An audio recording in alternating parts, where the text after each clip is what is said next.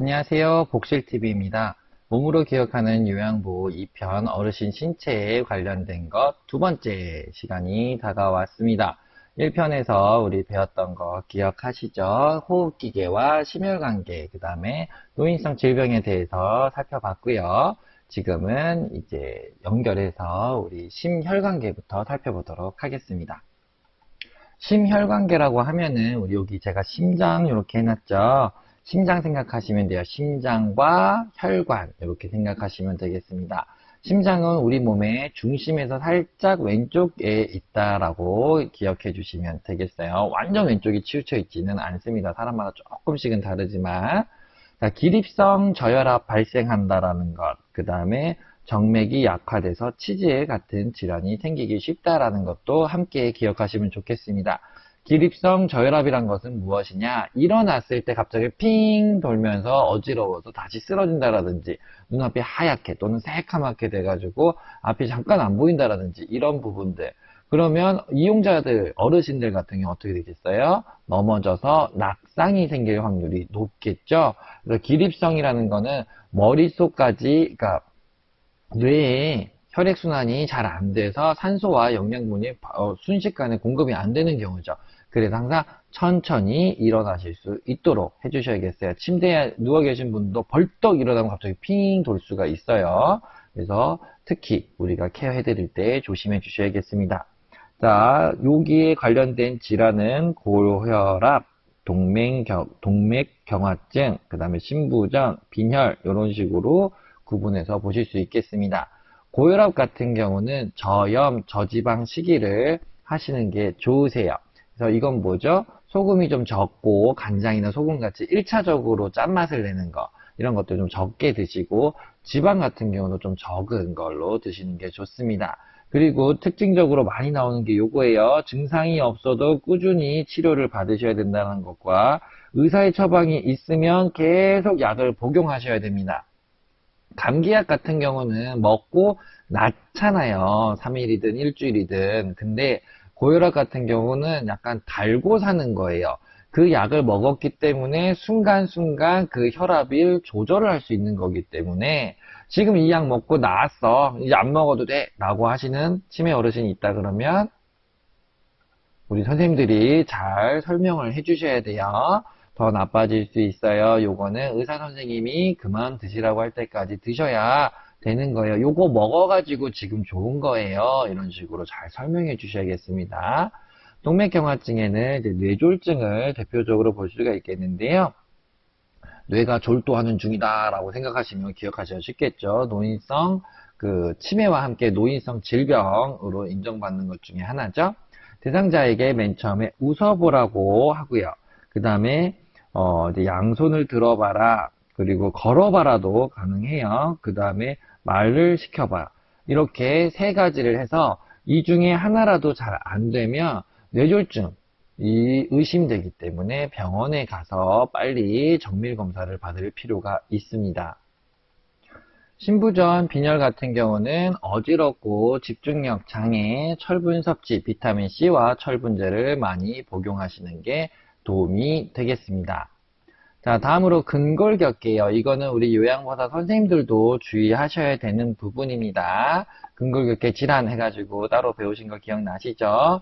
근육과 골격, 신경 이런 모든 것들이 들어가는 영역입니다. 그리고 이용자들, 어르신들에게는 작은 충격에도 골절이 될 수가 있고 근육량이 많이 저하가 됩니다. 노화로 인해서. 그리고 어깨는 좁아지지만 골반이 커지는 증상이 있어요. 나이가 들수록 무게중심도 앞으로 좀 기울이게 되죠. 허리가 굽을수록 무게중심이 앞으로 쏠리잖아요. 그래서 앞으로 넘어질 확률이 더 높아져요. 그리고 엉덩이에, 허리에 피하 지방이 증가하게 됩니다. 우리 흔히 중부지방에 배둘러햄이 생기게 되는 겁니다.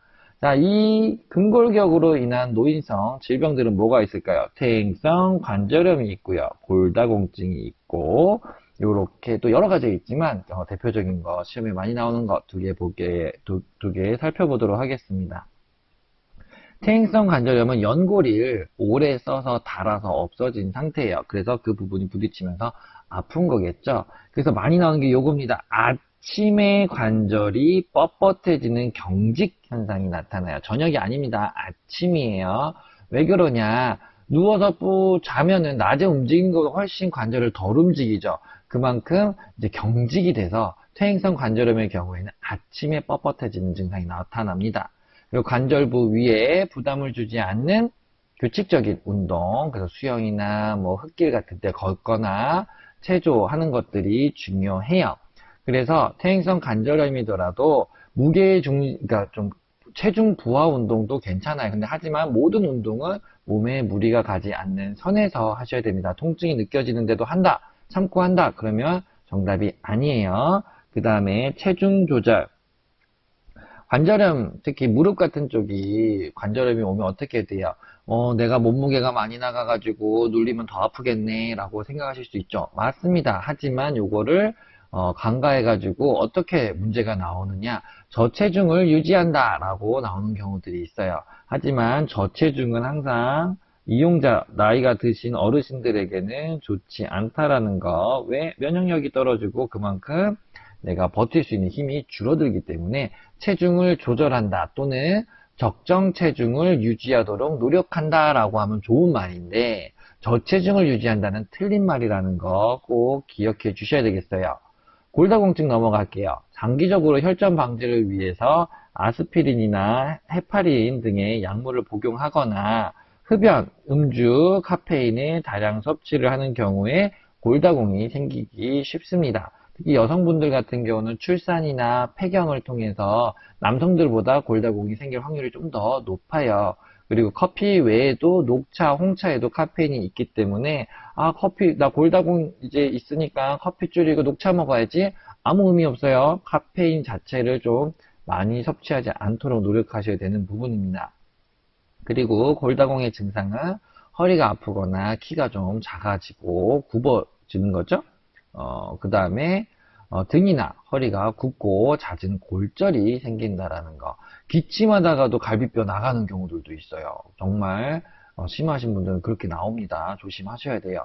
치료 및 예방은, 뼈죠. 뼈는 항상 칼륨 생각하시면 돼요. 그래서 칼륨 이런 경우 뭐죠? 칼슘이랑 칼륨은 이제 뭐 등푸른 생선, 그 멸치같이 이런 거나 유제품, 치즈, 우유 이런 것들 먹으면 몸에 좀 좋겠죠. 그리고 근육과 뼈에 힘을 주는 운동, 체중 부하 운동을 하시면 좋아요. 하지만 무리하면 된다, 안 된다? 안 된다. 무리하고 통증이 있으면 하시면 안 됩니다. 그리고 비타민 D 섭취와 햇볕쬐기 굉장히 좋아요. 햇볕에서 우리가 비타민 D를 생성할 수가 있으니까. 그래서 골다공이잖아요. 그래서 비타민 D 생각해서 골다공 이렇게 해서 골다공엔 비타민 D가 좋다 이렇게 기억하시면 외우기 쉬울 거예요. 자, 다음엔 비뇨 생식기입니다. 자, 이거는 여성과 남성의 구조가 좀 다르죠. 여성 같은 경우는 여성 호르몬인 에스트로겐이 이제 감소하게 돼요. 그리고 난소가 작아지고 기능이 감퇴함으로 인해서 비뇨 생식기계 쪽에 문제가 생길 수가 있고, 남성은 남성 호르몬이 테스토스테론이 이제 줄어들게 돼요. 그래서 동맥, 혈관 이런 쪽에 변화가 생길 수가 있습니다. 그러니까 본인이 여성은 여성 호르몬, 남성은 남성 호르몬이 나와서 여성성, 남성성을 더 유지하고 있었는데, 이게 노화가 되면서 나이가 들면서 본인이 나와야 되는 게 줄어들다 보니까 상대적으로 있던 그래서 다른 성분들이 이제 강화되는 거죠. 비율로 치면. 그래서 남성은 여성화된다. 여성은 남성화된다. 이런 얘기들 많이 들어보셨죠? 그게 남성은 남성 호르몬이 줄어들어서, 여성은 여성 호르몬이 줄어들어서 생기는 결과라는 거 기억해 주시면 되겠습니다. 자, 요실금 또는 변실금 이렇게 하는데, 요실금은 소변, 변실금은 대변 이쪽에 관련된 거라고 생각하시면 돼요. 실수했다, 찔끔찔끔 이렇게 생각하시면 돼요. 요는 오줌이고요. 실금, 실수했고, 금, 찔끔찔끔 이렇게 생각하시면 요실금 기억하시기 쉽겠죠? 자신의 의지와 상관없이 소변이 배출되는 현상인 거예요. 내가 놓아야지 할 때 놓아야 되는데, 그러면 화장실 가서 누시면 되는데, 그게 아니라 난 지금 누울 게 아닌데 갑자기 쭈룩 나왔어요. 그런 게 요실금이라는 겁니다. 골반 근육 조절 능력이 약화됐기 때문에 그래요. 자, 방광이 어디 있어요? 아랫배 쪽에 있죠. 골반은 이쪽에 있죠. 그래서 골반 근육 조절 능력이 약화되면 이 방광을 조절하는 부분들이 같이 떨어지게 된다. 저하되게 된다. 그리고 당뇨병이나 파킨슨병이 있을 때도 요실금이 나타나기 쉽습니다. 파킨슨병 같은 경우는 좀 경직되거나 이렇게 떨림 이런 거 손을 떤다라든지 뭐 이렇게 그런 부분들이 좀 특징적으로 나타나거든요. 요실금은 또 두 종류로 해서 시험에 자주 나오는 건 복압성 요실금이 많이 나와요. 배가 눌리는 거죠. 왜냐하면 관략근은 뭐냐면 위에도 있고요. 그리고 그 요도에도 있고 이제 항문에도 있고 몸에 뭔가를 쥐었다 폈다 하는 거를 관략근이라 그래요. 항문만 관략근이 아니라. 근데 이 부분이 압력, 배를 누르는 압력, 복압, 배를 누른다. 배에 압력이 생긴다라고 생각하시면 되거든요. 자, 근데 이 관략근이 꽉 쥐고 있는데 그 쥐고 있는 힘보다 누르는 힘이 세면은 찔끔하고 삐져나올 거 아니에요. 그거가 복압성 요실금이에요. 그래서 기침을 너무 세게 한다든지 아니면 너무 깔깔깔깔 웃는다든지 에취 하고 재채기를 한다든지 순간적으로 복부의 압력이 빡 쥐어질 때 이렇게 찔끔 우리 흔한 말로 우리 요즘 말로 지렸다라고 하는 거 그렇게 지리게 되면 복압성 요실금이라는 거죠. 그럴 때는 그런 분들을 웃겨드리면 더 지리시겠죠. 좀 조심하셔야 될 거예요. 그리고 이런 분들 복압성 요실금 같은 경우에는 체중 조절을 하시면 좀 좋습니다. 왜? 뱃살이 덜 찌게 되면 배를 덜 누르게 되니까 나이가 들수록 살이 중부지방으로 아까 간다고 말씀드렸었죠. 절박성 요실금은 나 지금 너무 매려워 너무 매려워 이런 거예요. 그래서 절박할 게 못 참는 거예요. 너무 갑자기 지금 나 좀 소변 매려운데 그럼 조금 참을 수 있잖아요. 화장실 찾고 이동할 때까지. 근데 지금 매려운데 그냥 주룩 나와버리는 거예요. 그게 너무 절박하게 새어나온다 라고 생각하시면 되겠습니다.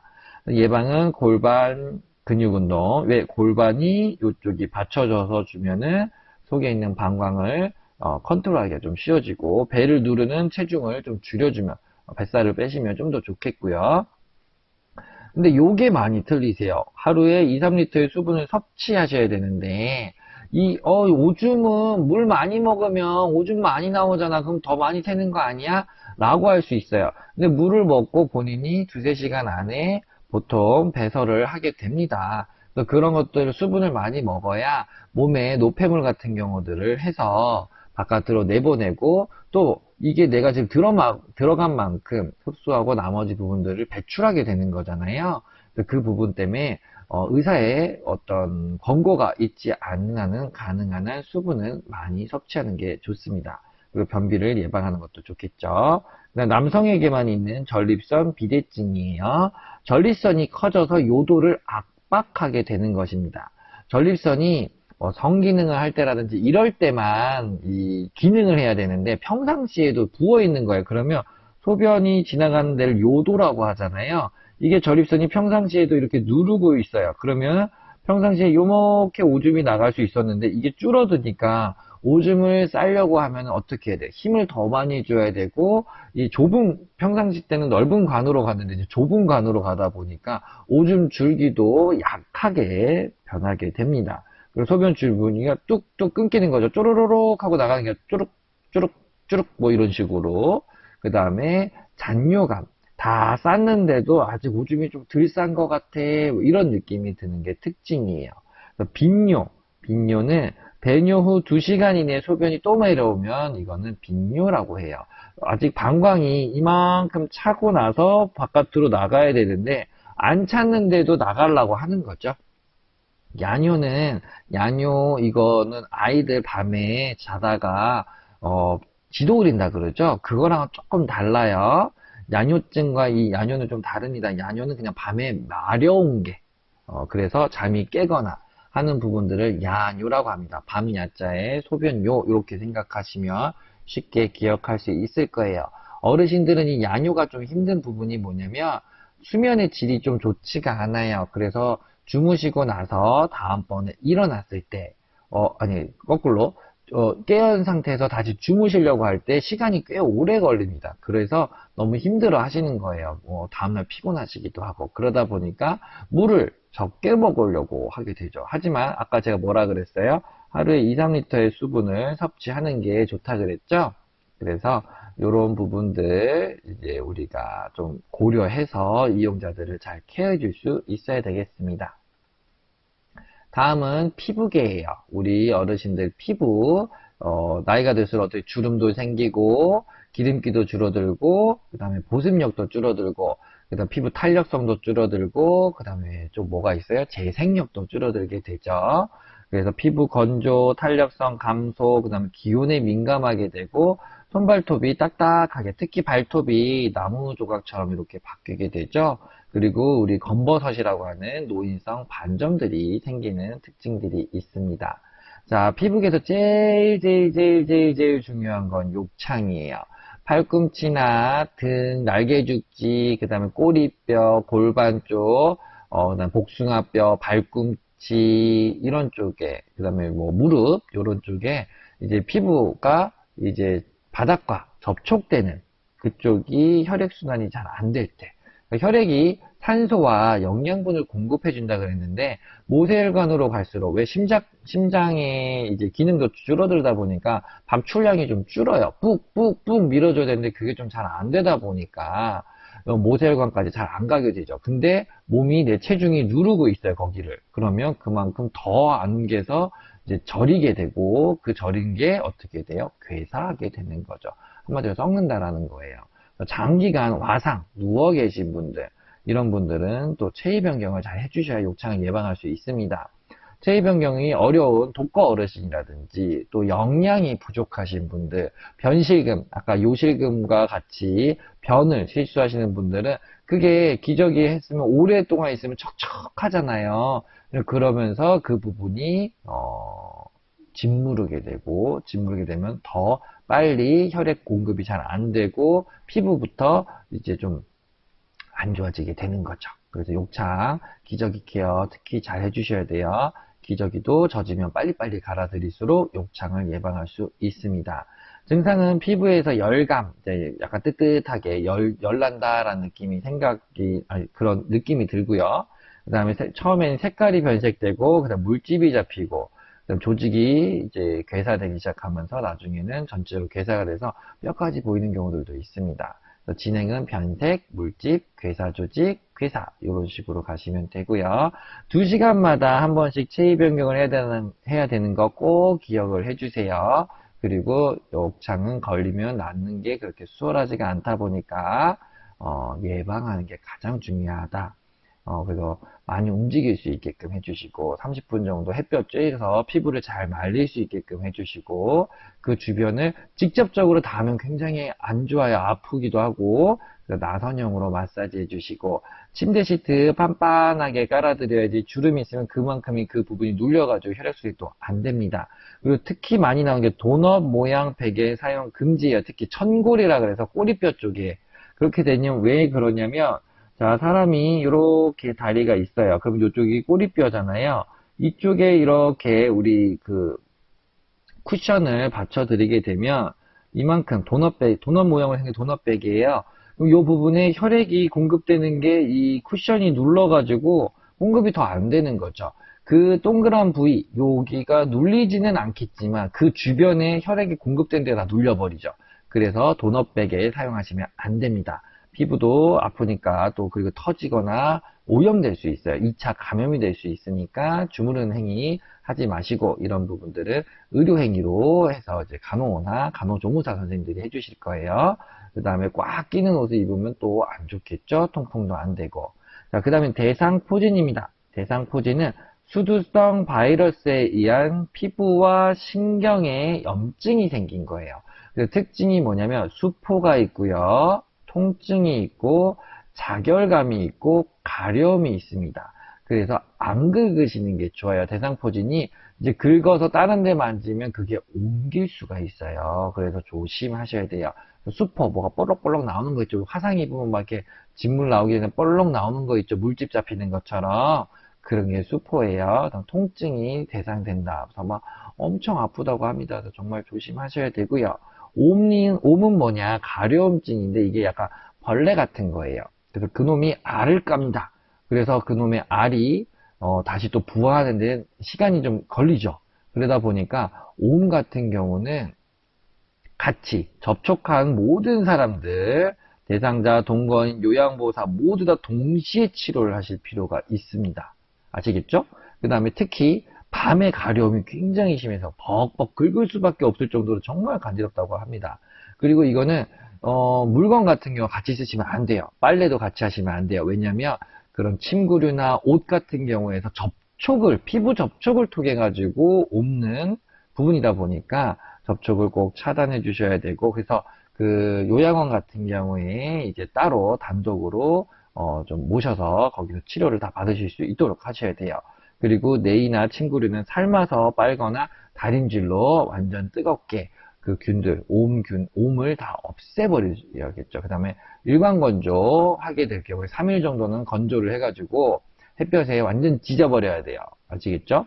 그 다음 머리니, 자, 옴이랑 비슷하긴 한데 이거는 머리 쪽에 머리니가 물어서 흡혈 가능성이 있습니다. 그래서 그런 분들도 이것도 피부 접촉이 되다 보니까 물건과 접촉을 하시면 안 되고요. 옴이랑 마찬가지로 침구나 옷을 뜨거운 물로 세탁하고 말려서 사용하셔야 됩니다. 그래서 머리니 같은 경우 55도 이상 5분, 그 다음에 빗, 브러쉬, 수건 이런 것들, 자 머리에 사용되는 부분들이죠. 이런 것들 같이 쓰시면 머리니 옮아요. 그리고 사용한 빗과 브러쉬 같은 경우는 5분, 10분 이상 뜨거운 물에 담아서 살균할 수 있도록 소독하실 수 있도록 하셔야 되겠습니다. 다음은 감각기계예요. 아까 잠깐 설명드린 것 같은데 첫 번째 거에서 잠깐 말씀드렸었겠네요. 자, 시각과 미각 크게 두 가지로 먼저 보면 시각은 눈물의 양, 우리 분비물 같은 경우가 많이 감소한다 그랬죠. 노화가 될수록 눈물도 줄어들어요. 그래서 눈이 안구 건조증처럼 뻑뻑하게 느껴지시고 황하현상, 눈부심, 시력 저하, 빛 수능이 어려움, 그러니까 빛에 대해서 반응하는 거. 우리 터널 들어갈 때 갑자기 어두워지고 터널에서 나오면 갑자기 밝아지죠. 그 빛에 순응하는 것, 빨리 적응하는 게 어려워진다. 이 얘기를 드리는 거고요. 미각은 신맛, 쓴맛 감지가 증가하고 단맛, 짠맛은 감지하는 능력이 줄어들게 돼요. 미뢰가 좀 줄어들게 됩니다. 그래서 이 부분들 기억하세요. 단맛, 짠맛이 감지하는 능력이 감소하니까 더 달아야, 더 짜야 예전만큼의 간을 느낀다. 그러니까 더 짜게 드시겠죠. 그러면 뭐에 안 좋아요? 우리 고혈압 이쪽에도 안 좋겠죠. 그 다음에 당뇨에도 안 좋겠고요. 그래서 악순환인 거고, 이런 노인성 질병 같은 경우들이 세트로 다닌다는 게 이런 식이 하나가 무너지면 다른 쪽도 영향을 줍니다. 눈 같은 경우는 녹내장, 백내장 구분하셔야 되는데, 녹내장, 백내장 중에 더 위험한 건 녹내장이라고 생각하시면 돼요. 둘 다 나쁜 거지만, 녹내장은 안압이 상승한다라는 거, 그 다음에 통증이 있다라는 거, 요거 두 개 꼭 기억해 주시면 되겠어요. 시신경이 손상돼서 시야가 좁아지고 혼탁한 각막을 보인다라는 거, 그다음 실명이 될 수도 있다라는 특징이 있습니다. 백내장은 요 백자 있죠? 백자, 하얗다 이런 흰 백자 생각하셔가지고 눈동자에 백태가 끼는 거예요. 그래서 시야가 허옇게 보여, 뿌옇게 보이는 거. 밝은 분빛에서는 눈부심이 또 이렇게 눈 부시는 이런 것도 있어요. 이게 뭐야? 이런 식으로. 백내장은 백자를 기억하시면 되고요. 녹내장은 눈에 녹슬었다 생각하시면 돼요. 녹슬면 아프잖아요. 압력도 높아지고 그렇게 생각하시면 녹내장, 백내장 구분하시기 쉬울 것 같습니다. 그리고 노인성 난청이 있어요. 난청은 뭐예요? 듣는 게 조금 힘든 거죠. 그래서 스, 츠, 프, 트, 크 같은 고음 난청이 주로 있습니다. 여성들이 남성에 비해서 좀 더 하이톤이죠. 그러다 보니까 여성의 말보다는 남성의 말을 조금 더 이 노인성 난청 있는 분, 쉬운 말로 가능기 먹으신 분들은 남성의 말, 좀 저음은 크게 안 해도 좀 잘 알아들으시는 편이에요. 그 고음보다는. 그거 조금 기억해 주시고, 황하현상 같은 경우는 눈에 약간 노란색 선글라스 꼈다 생각하시면 돼요. 그래서 색깔 같은 경우 보는 게 조금 왜곡돼서 나오는 현상이 있습니다. 자, 뇌분비계와 심리, 정신계 살펴보도록 할게요. 뇌분비계는 이제 포도당 대사 능력이 감소하고 공복 혈당이 증가합니다. 그리고 공복은 뭐예요? 밥 먹기 전. 갑상선 호르몬 분비량이 감소하고요. 기초 대사율이 감소해요. 이거는 연비가 좋아진다는 거예요. 차로 치면. 기초 대사율은 그냥 숨만 쉬고 있어도 소모되는 어떤 칼로리를 얘기하는 겁니다. 근데 먹는 거는 똑같으니까 어떻게 돼요? 그래서 과체중이 되기가 쉬워요. 그래서 체중 관리 나이가 들수록 하실 필요가 있습니다. 자, 뇌분비계에서 제일 특징적인 건 당뇨병인데요. 다음증, 음료를 많이 먹으려고 하고, 다식증, 밥을 많이 먹으려고 그러고, 다뇨증, 오줌을 많이 싸려고 그러고, 다갈증, 목을 더 많이 말라 합니다. 그리고 발기부전 쪽에도 영향이 있고요. 상처치유 지연에도 당뇨병이 한몫을 해요. 발기부전 같은 경우는 해면체에 피가 들어가야 되는데 당뇨병은 피가 끈적끈적해지다 보니까 그런 기능들이 잘 안 되게 되고요. 상처치유 같은 경우 이제 피가 또 끈적하죠. 그러니까 자꾸 뭐 안 멈추고 줄줄줄줄 젤리처럼 나가버리는 거예요. 그래서 정말 조심하셔야 돼요. 그래서 당뇨병 자체도 무섭지만 같이 오는 합병증이 훨씬 무섭습니다. 그리고 고혈압, 저혈압, 당뇨이 높냐 낮냐 했을 때 지금 바로 더 큰 쇼크처럼 이제 문제가 생기는 건 저혈당이에요. 저혈압, 저혈당은 갑자기 하면서 핑 하고 어지러워서 픽 쓰러지면서 낙상, 어딘가 부딪히거나 도로에서 걷다 그러면 교통사고 난다거나 할 수가 있겠죠. 그래서 저혈당 증상이 나타나시는 분들이 있다라고 하면 사탕이나 주스 이런 거 섭취 바로 하실 수 있도록 당을 빨리 보충해 줘야 된다는 거예요. 저혈당은 당이 떨어졌다는 얘기니까. 그리고 당뇨 환자들 이렇게 발 관리 특히 조심하셔야 됩니다. 왜냐하면 심장 펌핑이 느리다 보니까 심장에서 멀리 있는 쪽, 그래서 모세혈관이 있는 손끝, 발끝 이런 쪽에서부터 괴사가 될 수가 있어요. 혈액이 잘 안 들어가서.